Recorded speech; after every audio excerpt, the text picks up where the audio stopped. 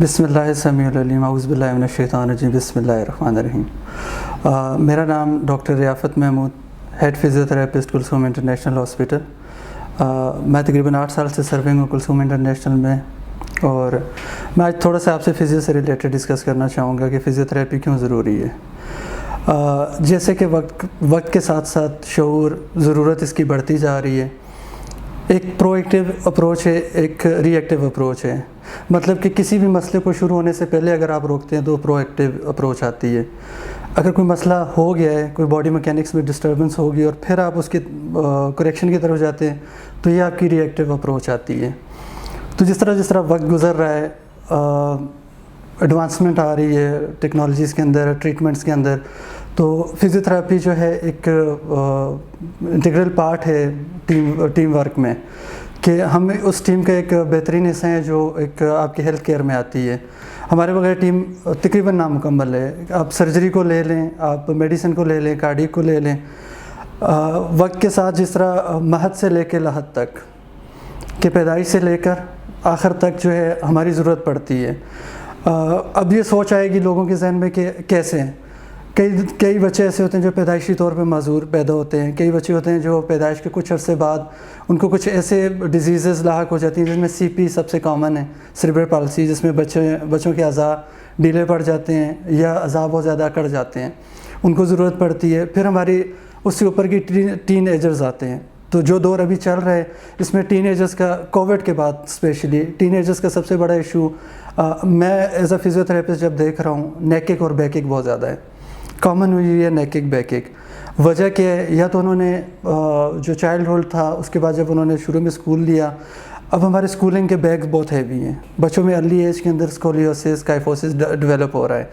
پھر اس کے بعد ٹین ایجرز کے اندر موبائل کا یوز بہت زیادہ ہے۔ اب گھنٹوں کے حساب سے بیٹھ کے ویڈیو گیمز کھیلنا یا different activities on mobiles, wrong postures کے اندر، تو ان میں وہ چیزیں ڈیولپ ہو رہی ہیں۔ پھر ہمارے پاس آتے ہیں ینگ، جنہوں نے نیو پروفیشن جوائن کیا ہو یا جو اپنے اسٹرگل کر رہے ہو پروفیشن میں اوپر جانے کے لیے، تو وہ اپنے پوسچرز کا خیال نہیں رکھتے۔ Long travel, long sitting, sedentary life style, 8-9 گھنٹے انہوں نے کام کرنا ہے، کوئی فزیکل ایکٹیویٹی نہیں۔ ان لوگوں میں زیادہ جو ڈیولپ ہو رہا ہے، جو میرا پرسنل ایکسپیرینس ہے، بیک ایک کے کیسز زیادہ ڈیولپ ہو رہے ہیں یا اسٹریس ریلیٹڈ کیسز زیادہ ڈیولپ ہو رہے ہیں ان میں۔ پھر ہماری آگے کی جنریشن آتی ہے اولڈ ایج۔ اولڈ ایج میں سب سے بڑا جو کامن پرابلم آ رہا ہے ریٹائرمنٹ کے بعد کہ یار میں نے 60 سال کام کر لیا، اب میں کیا کروں، میں نے کچھ نہیں کرنا، تو وہ سیڈنٹری لائف سٹائل کی طرف جا رہے ہیں۔ ایک بندہ جب ایکٹیو ہے 8 گھنٹے 9 گھنٹے وہ 60 سال تک کام کرتا رہا ہے اور وہ ایک دم سے بیڈ کے اوپر آیا ہے، تو وہ مہینہ 1.5 مہینہ ہی بیڈ کے اوپر لیٹے گا، پھر اس کو بیماریاں پکڑ لیں گی کیونکہ سیڈنٹری لائف سٹائل میں آ رہا ہے۔ اب فزیو کی اپروچ جو ہے وہ دونوں ہیں، پرو ایکٹیو بھی ہے، ری ایکٹیو بھی ہے۔ اگر کوئی پرابلم آ جاتا ہے باڈی کے اندر، باڈی میکینکس ڈسٹرب ہو جاتی ہے، جس طرح میں ڈسکس کر رہا تھا پوسچرز کو، ٹین ایجرز کا، ینگ کا یا ایڈولسنٹ میں، اولڈر ایج کے اندر اگر ان کا کوئی پوسچر ریلیٹڈ پرابلم شروع ہو جاتے ہیں، کوئی میکینکس ان کی آؤٹ ہو جاتی ہے، جس طرح باڈی میکینکس ہے وہ ڈسٹرب ہو جاتی ہے، تو وہ پھر ہمیں اپروچ کریں گے۔ اب لوگوں کے کچھ میتھس ہوتے ہیں جن میں کچھ بہت کامن ہیں، جن میں 3-4 میں گنوا سکتا ہوں ابھی۔ ایک تو سب سے بڑا میتھ یہ ہے کہ لوگ یہ کہتے ہیں کہ ہمیں کوئی ڈاکٹر ایڈوائز کرے گا تو ہم فزیو کے پاس جائیں گے۔ یہ بالکل غلط ہے۔ اگر آپ کو کوئی موومنٹ ریلیٹڈ پرابلم ہے، آپ کو کوئی فزیکل ڈسیبلٹی ہو رہی ہے، تو آپ ڈائریکٹ فزیو کو اپروچ کر سکتے ہیں۔ اب اس میں فزیو کا کام ہے کہ اگر اس کو لگتا ہے کہ میں نے آرتھوپیڈک کو ساتھ پینل پہ لینا ہے، نیورو کو ساتھ پینل پہ لینا ہے، تو وہ اس کو ریفر کر دے گا۔ اگر اس کا کیس نہیں ہے، وہ ڈیل نہیں کر پا رہا یا اس کو اسسٹنس چاہیے، تو وہ ان کو ریفر کر دے گا۔ لیکن لوگوں کو اگر کوئی موومنٹ ریلیٹڈ ڈس آرڈر یا ان کی لائف ریلیٹڈ ڈس آرڈر ہے تو وہ ڈائریکٹ اپروچ کر سکتے ہیں فزیو تھراپسٹ کو۔ سیکنڈ میتھ جو آتا ہے وہ لوگوں کا یہ ہوتا ہے کہ جی اگر میں ریگولر فزیو تھراپی میں جاتا رہوں گا تو میں اس کا ہیبیچول ہو جاؤں گا۔ ہم تو چاہتے ہیں کہ آپ ہیبیچول ہوں، آپ ایکسرسائز سے ہیبیچول ہوں۔ ہم لوگ موڈیلیٹیز کے اوپر کم فوکس کرتے ہیں۔ ہم لوگ زیادہ یہ چاہتے ہیں کہ ایکسرسائز ریلیٹڈ چیزیں، جو ایکسرسائز آپ کو کریکشن کی طرف لے کے جا سکے، نہ کہ موڈیلیٹیز۔ اب میرے پاس کئی لوگ آتے ہیں کہتے ہیں جی میں پچھلے 3 سال سے فزیو کروا رہا ہوں۔ فزیو کیا کروا رہا ہوں؟ جی وہ خود ڈیمانڈ کر رہے ہیں کہ میں نے ہیٹنگ پیڈ لگوانا ہے، میں نے اسٹیمولیشن لگانی ہے، میں ٹھیک ہو جاؤں گا۔ کبھی بھی نہیں ہوگا جب تک اس کی کریکشن نہیں کی جائے گی ود ایکسرسائزز۔ پھر ایک اور میتھ آتا ہے جو ہمارے لوگوں میں بہت کامن ہے وہ یہ کہ یہ جو آپ ہیٹنگ دے رہے ہوتے ہیں اس سے مسل ویک ہو رہے ہوتے ہیں، ہیٹنگ سے یا ریگولر فزیو سے مسل ویک ہو رہے ہیں، ایسا کچھ بھی نہیں ہوتا۔ ہیٹنگ ہم اسپیسیفک کیسز کے اندر دیتے ہیں، یہ نہیں ہوتا کہ ہر کیس کے اندر ہم ہیٹنگ دیں، ہر کیس کے اندر ہم اسٹیمولیشن دیں۔ تو اس طرح کے بہت سارے مسکنسیپٹس لوگوں میں ڈیولپ ہوئے ہیں جو ڈفرینٹ لوگوں نے ڈالے ہوئے ہیں، یا وہ بجائے اس کے کہ کسی پروفیشنل کو اپروچ کرنے کے کسی نان پروفیشنل سے جب مشورہ کرتے ہیں تو وہ ان کو اسی طرح کا مشورہ دیتا ہے فزیو سے ریلیٹڈ، نہیں یہ تو آپ کو اور زیادہ خراب کریں گے، یہ تو آپ کے پرابلم کو بڑھا دیں گے۔ نو ڈاؤٹ جب آپ انیشیلی کسی بھی چیز کو اپروچ کرتے ہیں، یا آپ خود ایگزامپل لے لیں، کچھ عرصہ آپ 2-2.5 مہینے گیم شیم کچھ نہ کریں، کچھ ایکٹیویٹی نہ کریں، جب آپ شروع میں کریں گے، جب آپ کی مسل ایکٹیویٹ ہوں گے وہ پرابلم تو کریٹ کریں گے آپ کے لیے، وہ تھوڑا سا ڈسٹربنس تو دیں گے۔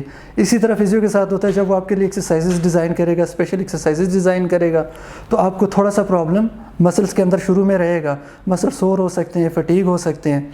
اب فزیو کی اپروچ جو ہم اگر چلتے ہیں ہاسپٹل ایٹماسفیئر کے اندر، تو آرتھوپیڈک کیسز کے اندر فزیو کی ضرورت پڑتی ہے، نیورولوجیکل کیسز، کارڈیو پلمنری کیسز، اس طرح جیریاٹکس ہے، پیڈز ہے، ان کے اندر فزیو تھراپی جو ہے ضرورت پڑتی ہے فزیو تھراپی کی۔ اب ان سے ریلیٹڈ اب جو ہم ڈسکس کر رہے تھے پرو ایکٹیو یا ری ایکٹیو، پرو ایکٹیو میں اگر کسی کو ڈائگنوز کر دیا کسی کارڈیالوجسٹ نے کہ یار آپ فیوچر میں کارڈیک پیشنٹ ہو سکتے ہو، آپ کا کولیسٹرول لیول ہائی ہے یا آپ کے مارکرز جو ہیں وہ ہائی جا رہے ہیں، اب اس بندے کو کیا چاہیے؟ اب وہ یا تو میڈیسن کے اوپر ہے یا وہ کسی فزیو کو اپروچ کر کے ایکسرسائز ڈیزائن کروائیں جو اس کے لائف سٹائل کو تھوڑا سا امپروو کر سکیں۔